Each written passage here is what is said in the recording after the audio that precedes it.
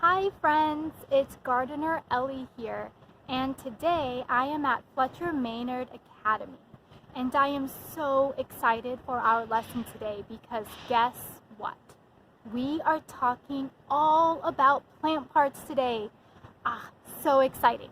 So I thought that we could explore the garden here at Fletcher Maynard and take a closer look at all of our different plant parts together.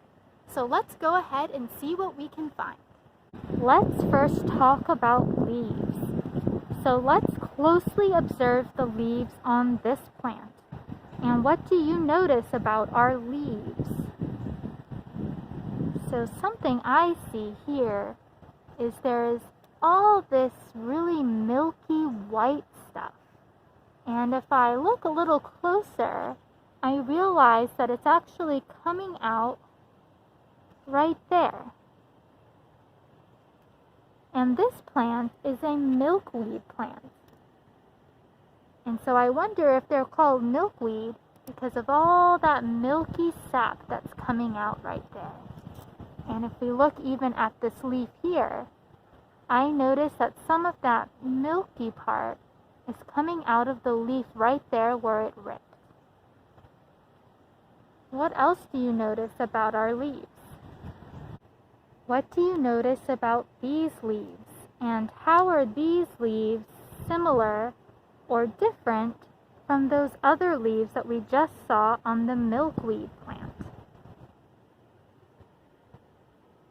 And as we take a closer look at our leaves, I'm curious to see if you all notice where our leaves are on the plant and what you think leaves might be useful for. Now let's focus on the stems. And here is a stem right here of a plant. And if I touch it, it's actually kind of scratchy. I don't know if you can see, but there are all these lines down here. And so it's really bumpy, and there's some little hairs that feel really scratchy when I touch this stem. Now here's another stem, and if I step back, we can see this stem a little bit better. And now this one is a lot bigger and a lot taller than that other stem. So how might this stem look the same or different from that other stem we saw? And what do you think stems are for? Let's now observe our flowers. So here's a really nice colorful flower.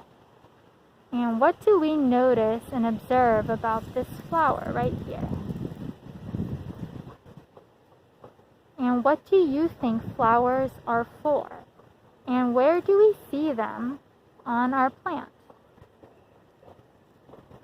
Now something I observe is that all the petals, the way that they are arranged, they remind me of a pine cone. And I'm really curious to see what sort of observations you all make about this flower. Here's another flower.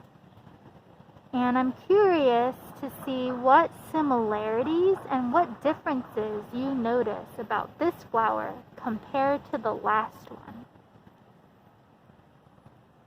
And what do we think flowers are for? I'm really curious to hear your thoughts. Our last plant part that I want to observe are seeds. So right in here, I spy some seeds, and if I pull them out, let's take a closer look.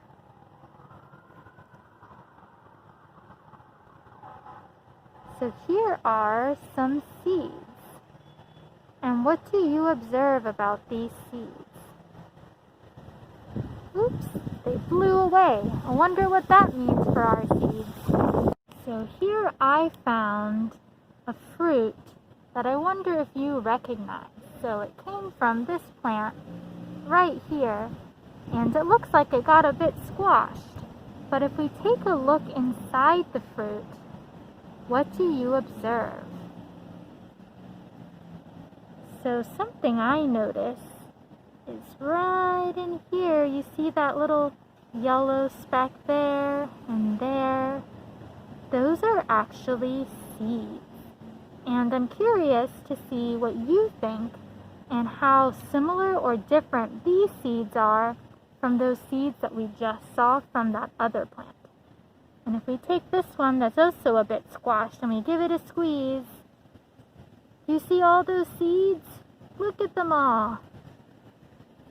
I hope you all had just as much fun as I did exploring our different plant parts.